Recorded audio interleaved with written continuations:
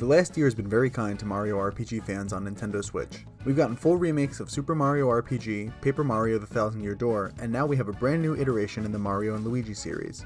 These games have always been my favorite style of the three that Nintendo's released. One of the first RPGs I've ever played was actually Mario and Luigi Partners in Time on the DS, and I've played every game in the series since, most recently completing Bowser's Inside Story for the first time this summer. So needless to say, I was excited to be jumping right back into the series since we hadn't gotten a new game in nearly 7 years back on the 3DS. Mario and Luigi Brothership sees the familiar duo and their Mushroom Kingdom cohorts being transported to a faraway land. After being briefly separated in the beginning, Mario and Luigi set off on an adventure to help connect the scattered islands of Concordia and reunite the continent. The entire game is wire and electricity themed, making for some pretty unique islands scattered across the ocean. Joining you on your adventure is Connie, a young botanist hoping to rebuild Concordia while assisting you with her knowledge and powers. Also joining you inside Luigi's hat is Snoutlet, who's definitely not a pig. You're going after Zocket and the Extension Corps, who aim to destroy Concordia and spread their evil gloom to all of the people. The game offers a pretty lengthy story, and seeing each of the characters' relationships unfold was definitely my favorite part. Every cutscene was great, and it's so fantastic to see the characters interact in such an expressive way. Shipshape Island serves as the main hub world for this adventure, constantly returning here for exposition, shopping, and the main launching point for new islands. The more islands you connect, the more Shipshape will grow. Every island has its own theme, whether it's a grassland, desert, industrial, or even a combination fire and ice world. The variety of islands helps create a world that feels unique, and allows each island to become instantly identifiable. This was really helpful for some quests, such as one requiring you to find flowers, so you know you need to go back to the grass area. Because Shipshape Island is ever expanding, going back to it in between worlds never felt tired or cumbersome. There was always something new going on. You control the paths that the ship follows, adding a little bit of exploration to the vast ocean and making it feel like you're really discovering these islands on your own. We haven't really seen a mobile hub world like this in a Mario and Luigi game, and it helps the game feel much more open world while still remaining kind of linear. Brothership also introduced the ability to fast travel between islands as well as to Shipshape Island after the island has been linked. It's a great quality of life change that negates the amount of time you'll spend sailing on the open sea, and suddenly having to backtrack to a previous island doesn't feel tedious. Depending on the point in the story you're at, sometimes you'll be forced to make a decision about what to do next. At first, the completionist in me panicked. I hate making decisions like this without being able to explore all possible paths. Luckily, it only affects the overall narrative for a brief moment, and your decisions aren't too consequential. If I do decide to replay the game in the future, I definitely try to make different decisions just to see how the game changes it up, but the diverging paths the game offers always end up in the same spot, so just go with your heart. Along the way, you'll meet a whole cast of characters, including a group of kids who call themselves Idol. It's the typical Goonies or Little Rascals style of kids who are always getting into mischief, but still helping you along the way. You'll also see some familiar faces like Princess Peach, Bowser, and Starlo, who now travels alongside Peach instead of the brothers. The more important characters you meet that are involved in the story are more memorable than others, but many of the NPCs appear to crack a joke or two at times, keeping a smile on my face. The writing is always one of my favorite parts of the Mario and Luigi games, and I'm happy to say that it's just as fresh as it's always been. There's a level of absurdity here that you don't really see in the mainline Mario games, coupled with the occasionally exaggerated visuals to add another layer of depth to the humor and the expressiveness. A lot of the lines by NPCs toward Mario and Luigi caught me off guard for some genuine laughs, but I'll let those be a surprise as many of my favorites come later in the game. In the overworld, you're controlling both Mario and Luigi. You can jump, hammer, and select a few different Bros moves to solve different puzzles across the environment. After each Bro move is introduced, it's not too difficult to figure out which move you'll need to proceed further or solve a puzzle.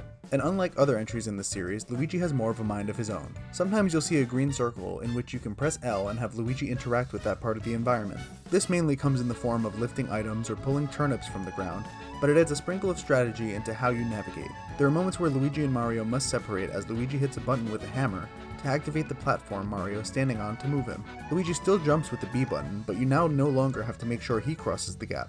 Mario should be your only focus. If the two get separated by too far of a distance, they call out for each other and automatically turn around to reunite. It's a change that doesn't totally affect the gameplay, as Luigi is usually able to keep up, but I can see how others would find this to be a negative. In my playthrough, it didn't affect the gameplay at all and felt pretty natural.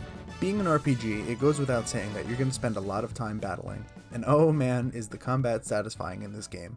The battle system is pretty much exactly the same as previous entries too. The classic Mario and Luigi series elements are here, such as the ability to customize your gear, shoes, hammer, gloves, and accessories. You have your typical jumps and hammers, and you need to time your button presses for each brother to do the most amount of damage possible and earn that excellent rating. Mess up the timing, and the brother will fail, you'll do less damage. You also have the option to use your turn to heal up or restore BP with items, and all of the usual Mario and Luigi blocks are here too. New to Brothership is a little bit of visual flair, where if both Mario and Luigi are conscious, they'll help each other with basic attacks. It's a nice way of making the combat feel more involved between the two. The attacks essentially function the same, allowing for two of the typical inputs, but it's a small visual change that emphasizes the "and" in Mario and Luigi for sure.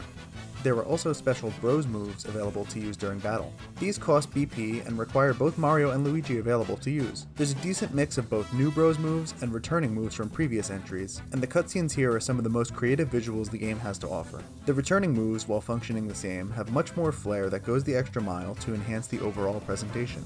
While there were some Bros moves that I preferred, I didn't really find any of them to be more overpowered than the other. So depending on the enemy, I really just used whatever one I wanted. Also new to Brothership are the Luigi logic moves that occasionally appear during boss fights. These are special blocks that allow Luigi to use his surroundings to the brother's advantage, usually stunning the boss and allowing you to deal some major damage. It's similar to the Bros moves in that Mario needs to be available, but stands out on its own as some additional moments for Luigi's brilliance to be the focus.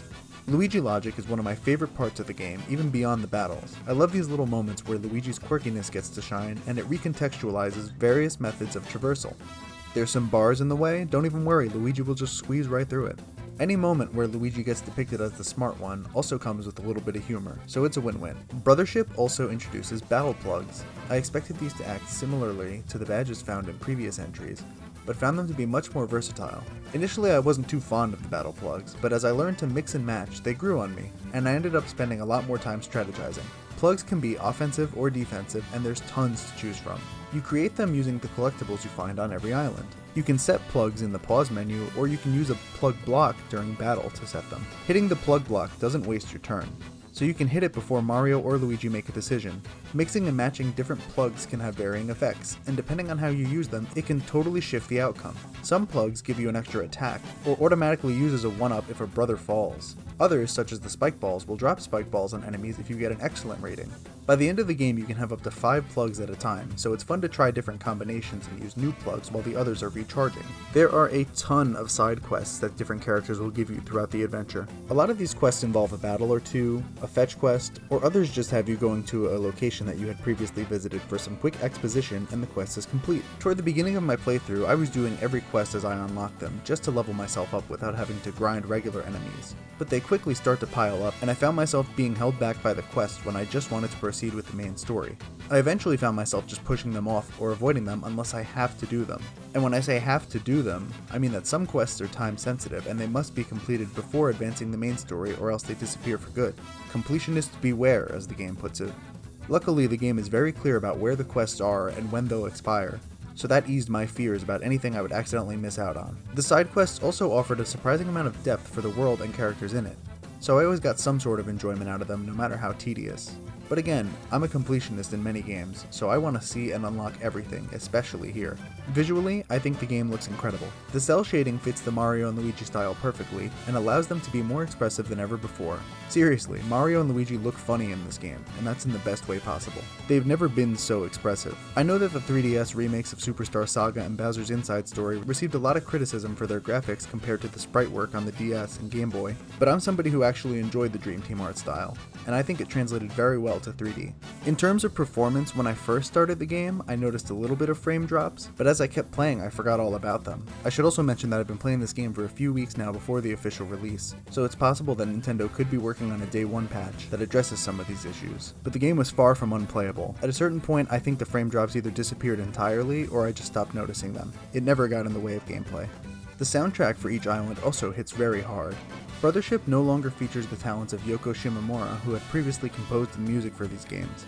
That being said, I think the new music matches the ocean exploration energy themes of the game very well. There are a couple tracks that stayed in my head even after I had long since left the area. There's something about the sound effects during hammer and jump attacks that felt just right, and actually made me feel like I was accomplishing something. This is also Kevin Afghani's first time voicing the brothers in the RPG series, and he nails it with every line. Not that they're speaking full sentences, but if I didn't know this was a different voice actor, I probably wouldn't be able to tell. The new voices really add to Mario and Luigi's expressiveness, and the classic gibberish from these games is especially the highlight for me. Mario & Luigi Brothership is the biggest adventure in the Mario & Luigi series so far. If you're a fan of any game in this series, you're sure to find something to love here, especially with the countless references to past games. Brothership is an incredible RPG with a story full of heart that quickly became my favorite in the entire series. The combat feels great, and there's plenty to do around Concordia, keeping players entertained for hours on end. From start to finish, it's packed with charm, creativity, and unforgettable moments that remind me why I love these characters. The brothers have never been more back, but it feels like they never even left.